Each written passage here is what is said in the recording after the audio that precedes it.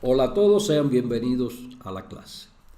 Hoy traigo para ustedes los siguientes temas a tratar.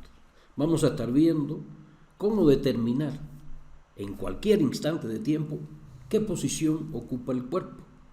Si previamente conocemos en cada instante de tiempo cuál es su velocidad. Bien.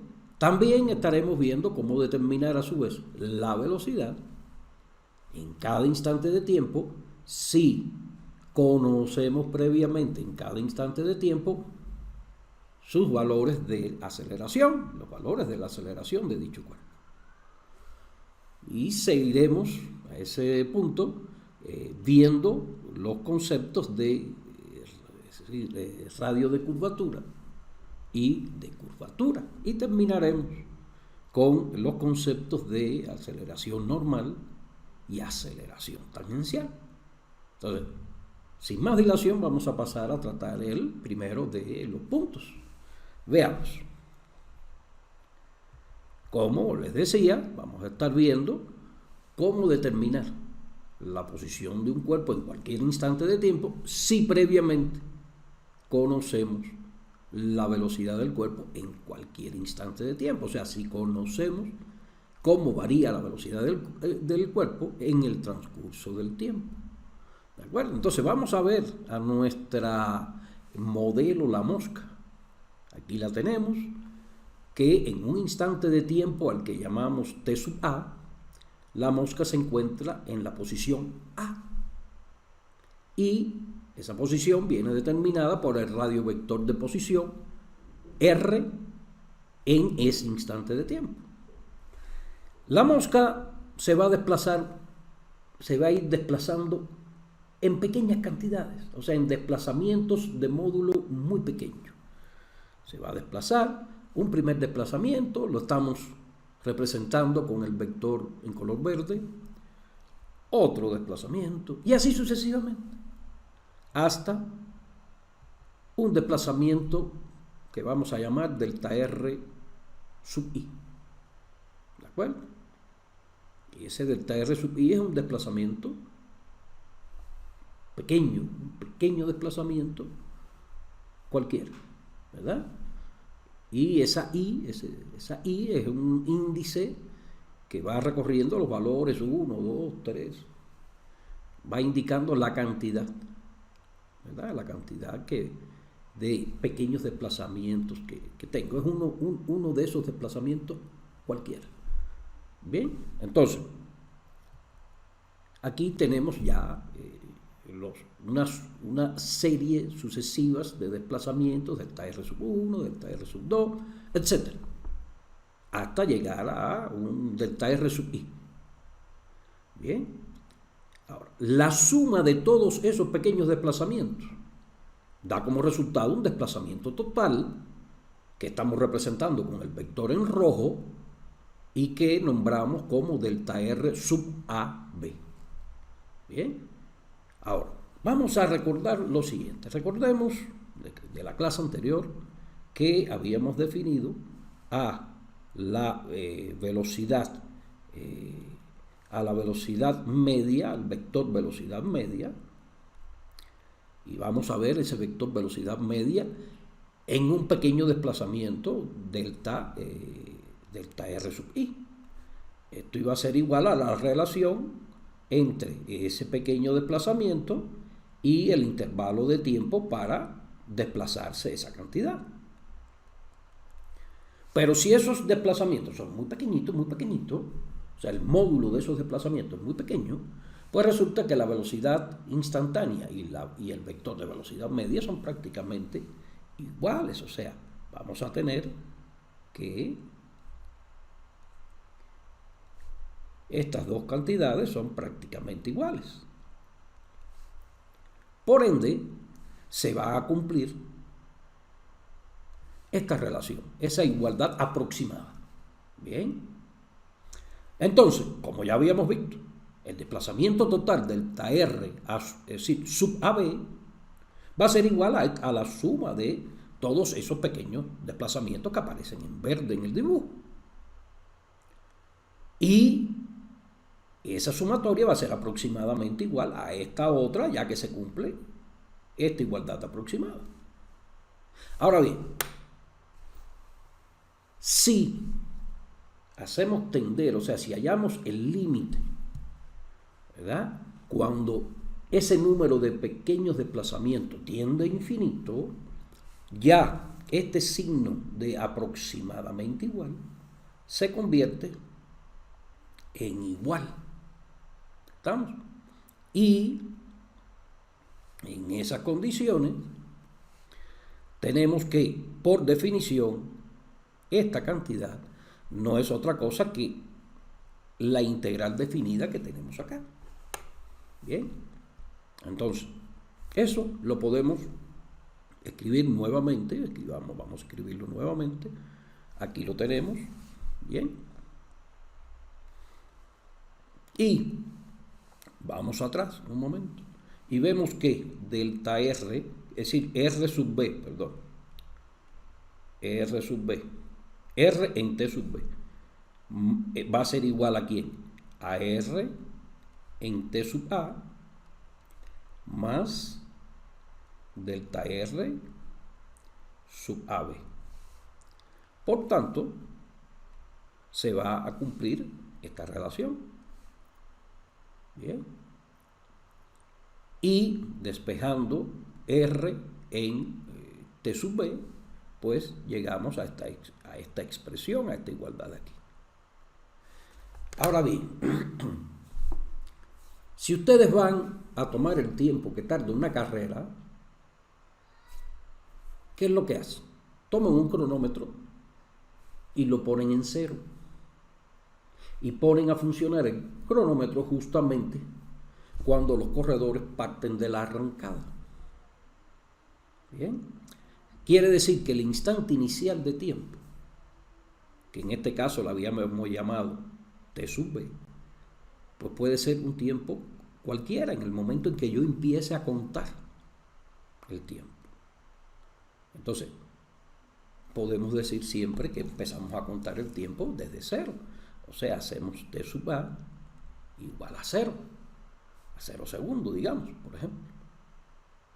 Por tanto, esta igualdad acá se me transforma en esta otra, donde esta T simplemente es el tiempo transcurrido desde que el cuerpo estaba en la posición A hasta que alcanzó una posición arbitraria cualquiera.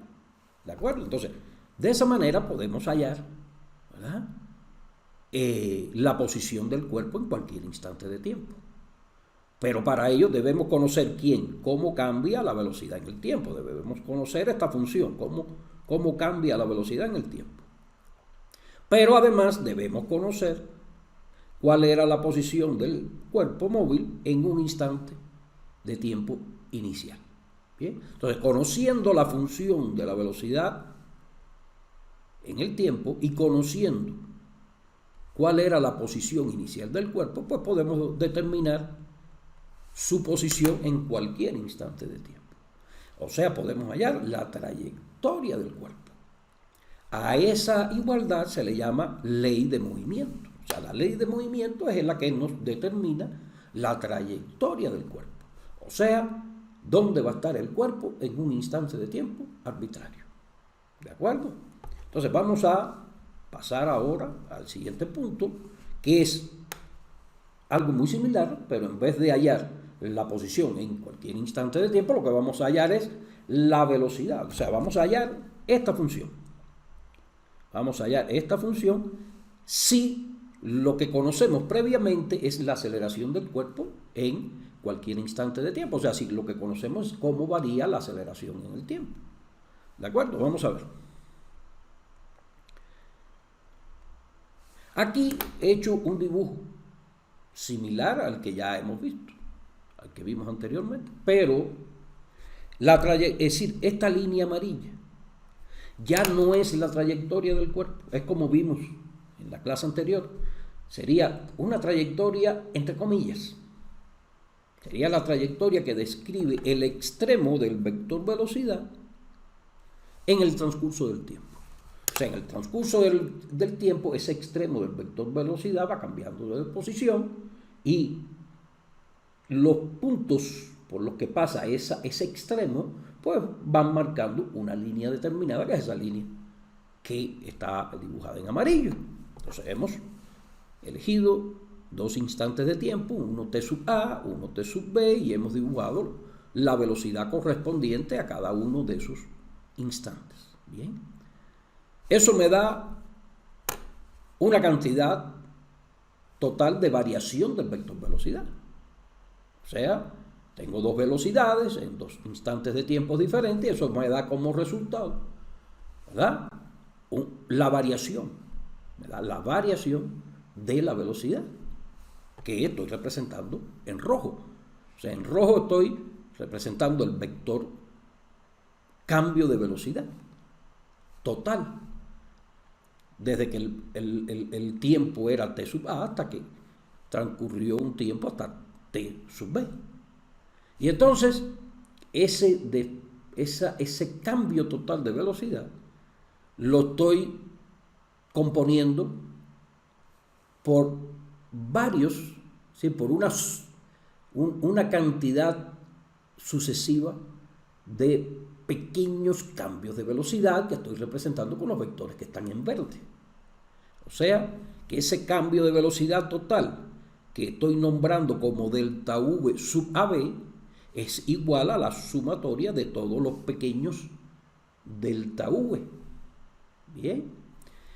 Y recordando ahora que la aceleración media, el vector de aceleración media en uno de esos pequeños intervalos delta t es igual a la variación que sufrió la velocidad del cuerpo en ese intervalo de tiempo sobre dicho intervalo, ¿verdad?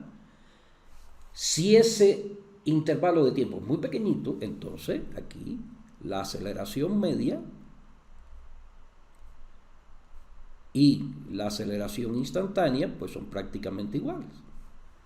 Bien, por lo tanto se cumple que delta v sub i es aproximadamente igual a sub i por delta t sub i. De ahí que esta sumatoria sea aproximadamente igual a esta otra. Y nuevamente, en el límite, cuando el número de variaciones de velocidades de las que compongo a la variación total es muy grande, tiende a infinito, este signo de aproximadamente igual se transforma en este igual. Y a este límite, por definición, pues sería esta integral definida que está aquí. Y nuevamente esto vamos a reescribirlo de esta manera. Y vean el esquema, vamos a ver nuevamente a nuestro dibujo y veamos que la velocidad en t sub b es igual a la velocidad en t sub a más delta velocidad sub AB. ¿De acuerdo? Por lo tanto, tenemos que se cumple esto. Despejando la velocidad en t sub b, pues obtenemos esta relación. Y nuevamente, eligiendo el instante inicial de tiempo como 0, o sea, haciendo t sub a igual a 0, pues esa igualdad se nos transforma en esta otra. Y vemos que a través de ella podemos hallar cómo varía la velocidad en el tiempo si previamente conocemos cómo varía en el tiempo la aceleración y además conocemos el valor de la velocidad en el instante de tiempo inicial. ¿De acuerdo? Entonces, recuerden, ya nosotros podíamos hallar la trayectoria del cuerpo si conocíamos su posición en el instante de tiempo inicial y si conocíamos además cómo variaba la velocidad en el tiempo. Ahora, si conocemos la aceleración, cómo varía en el tiempo, y conocemos la velocidad en un instante de tiempo inicial, podemos hallar cómo varía la velocidad. Por lo tanto, ¿qué quiere decir eso? Pues bien, si conozco la aceleración y la velocidad inicial, hallo cómo varía la velocidad en el tiempo. Entonces, si ya tengo cómo varía la velocidad en el tiempo y además conozco la posición en un instante inicial, pues ya entonces eso me permite hallar cómo cambia la posición en el tiempo, o sea, la trayectoria. Por lo tanto, si conozco la aceleración, o sea, cómo varía la aceleración en el tiempo, y además conozco tanto la velocidad como la posición en el instante de tiempo inicial, pues puedo hallar la trayectoria del cuerpo. Entonces, por eso el problema fundamental en la mecánica es, conociendo las fuerzas que actúan sobre un cuerpo, hallo la aceleración del mismo, y conociendo además en un instante de tiempo inicial el valor de la velocidad y la posición, pues ya puedo hallar la trayectoria del cuerpo. Pero eso es un problema que vamos a estar viendo en el siguiente curso de dinámica de la partícula. ¿Estamos?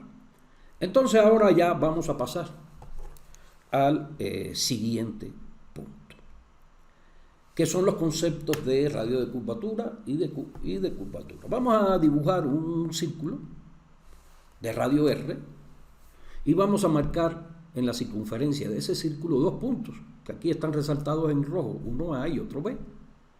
Y tracemos las líneas según el radio de ese círculo, que van desde cada uno de los puntos hasta el centro de ese círculo. Bien, entonces vemos que esos dos líneas pues se cortan en el centro del círculo, formando un ángulo delta teta, y entre A y B hay un arco de circunferencia de longitud delta S. Pues bien, de geometría conocemos que la relación que hay entre esa longitud del arco de circunferencia y el ángulo que se me forma en ese sector, pues va a ser igual al radio de la circunferencia. Y por supuesto, en el límite, cuando ese ángulo se hace muy pequeño, ese delta teta se hace muy pequeño, pues se sigue conservando esta relación de aquí. Bien, o sea, ya en el caso de que ese ángulo sea infinitesimal. Ahora, a eso le vamos a llamar radio de curvatura. Al radio de ese círculo va a ser el radio de curvatura de la circunferencia. ¿De acuerdo? Ese radio de curvatura está relacionado con cuán encorvada está esa curva que constituye, en este caso específico, la circunferencia de ese círculo. Si el radio de ese círculo es mayor, pues esa circunferencia está menos encorvada. Y si el radio de ese círculo es más pequeño, pues esa circunferencia está más encorvada. Por lo tanto, vamos a buscar una cantidad que caracterice ese grado de encorvamiento de la circunferencia. Entonces, vamos a definir una cantidad a la que le vamos a llamar curvatura. Y la curvatura va a ser el inverso de lo que llamamos radio de curvatura, que en este caso, en que la curva es la circunferencia de un círculo, en este caso el radio de curvatura coincide con el radio del círculo. Bien, entonces el inverso del radio de curvatura me da cuenta de cuán encorvada o no está, en este caso, esa curva que es la circunferencia de ese círculo. ¿Estamos? Entonces así vamos a definir a esa cantidad. Esa cantidad caracteriza cuán encorvada está esa circunferencia. Bien, fíjense, a mayor radio, menos encorvado. A menor radio, más encorvado. Por lo tanto, esa relación inversa, pues es fácil ver que nos debe quedar de esta forma, guardando esa relación. ¿De acuerdo? Veamos lo siguiente. Ahora vamos a trazar por cada uno de esos puntos en rojo, por A y por B, líneas rectas que sean tangentes a la circunferencia en esos puntos. Veamos. Ahí están trazadas en amarilla. Bien. Y vemos que este ángulo que está formado aquí es idéntico al que forman entre sí esas dos líneas amarillas que son tangentes a la circunferencia en esos dos puntos. Bien, y por supuesto la definición de radio de curvatura y de curvatura pues siguen siendo la misma, pero notemos que ya este ángulo de aquí, ¿verdad? Y de acá, pues es este mismo ángulo que se forma entre esas dos rectas tangentes a los puntos A y B respectivamente. Eso lo vamos a aprovechar para definir en una curva arbitraria, ya no una circunferencia de un círculo, sino en una curva arbitraria, ¿verdad? Vamos a definir en un sector determinado de la curva, o sea, en diferentes sectores de la curva, pues cuán encorvada está. Bien, entonces para hacer eso vamos a hacer lo siguiente. O sea, aquí tengo una curva cualquiera, en amarillo, que está sobre un plano. Y en esa curva hemos resaltado dos puntos, uno A y uno B, cuya característica es que uno es muy cercano al otro. Aquí estamos exagerando, obviamente, para que se visualice bien, pero el punto A y el punto B están muy cerca uno del otro. O sea, dos puntos cualesquiera sobre esa curva, pero que estén muy cercanos uno del otro. Y entre ellos va a haber una longitud determinada, delta S, una longitud de ese trozo de curva. ¿De acuerdo? Entonces, aprovechando lo que habíamos visto con la circunferencia, vamos a trazar dos líneas rectas que sean tangentes a esa curva en los puntos A y B respectivamente. O sea, vamos a hacer esto. Bien. ¿De acuerdo? Ahora vamos a trazar, a su vez, dos líneas que sean perpendiculares a esas tangentes y que pasen por el punto A. Bien, vamos a hacerlo de esta manera. Ahí están dibujadas. Aquí forma 90 grados y aquí se forman también otros 90 grados. Esas dos líneas perpendiculares a las líneas que son tangentes, que están en rojo, se tienen que cortar, se van a cortar en algún punto, aquí, digamos, y forman entre sí un ángulo, ¿verdad? Delta teta, que en este caso de teta es infinitesimal porque dijimos que los puntos A y B, infinitesimal, porque dijimos que los puntos A y B están muy cercanos uno del otro, ¿de acuerdo? Entonces, y ese ángulo, bueno, me determina aquí un sector de la curva que tiene una longitud de S. Y utilizando ya la definición que habíamos visto para el círculo, por lo tanto el radio de curvatura es delta S sobre delta teta y el inverso, que es la curvatura, sería delta teta sobre delta S. ¿Está? Entonces, aquí en este caso, ese radio de curvatura coincide con la longitud que hay desde el punto donde se cortaron esas dos rectas perpendiculares a la tangente a los puntos respectivos. Bien, ese sería el radio de curvatura. ¿De acuerdo? Entonces, eso lo vamos a aprovechar para ver el siguiente punto. Vamos a ver los conceptos ahora de aceleración normal y aceleración media. Veamos. La velocidad es un vector. Y como todo vector se puede representar como su módulo multiplicado por cierto vector unitario cuya dirección y sentido coincide con la del propio vector. Bien. Ahora, habíamos definido la aceleración instantánea como la primera derivada de la velocidad en el tiempo. Si esta cantidad la sustituimos acá y derivamos según se deriva un producto, pues tenemos que sería la derivada del primero por el segundo más el primero por la derivada del segundo. Tendríamos esto que visualizan aquí. Pues bien, esta cantidad tiene unidades de aceleración y esta también. Y ambos son vectores. Entonces, a uno de esos vectores lo llamamos velocidad tangencial y al otro lo llamamos aceleración tangencial y aceleración normal. ¿De acuerdo? Entonces, ¿por qué a este se le llama aceleración tangencial? Bueno, notemos que la aceleración tangencial va a ser igual al vector tau, que es tangente a la trayectoria, por la derivada del módulo de la velocidad en el tiempo. Por lo tanto, este vector es tangente a la trayectoria. Por eso se le llama aceleración tangencial. Ahora, a este otro vector, que le llamé A sub nu, va a ser igual a el módulo de la velocidad por cierto vector, que es el resultado de derivar el vector tau en el tiempo. Entonces vamos a ver quién es este vector y por qué razones le llamamos a esto aceleración normal. Veamos. He tomado aquí la trayectoria del cuerpo. Aquí sí es la trayectoria del cuerpo. Y he dibujado en dos puntos determinados de esa trayectoria los vectores tau. Recuerden que tau son vectores unitarios que tienen la misma dirección y sentido que la velocidad. Y la velocidad siempre es tangente a la trayectoria en todos sus puntos. O sea, aquí estaría, sobre esta línea estaría la velocidad. Bien.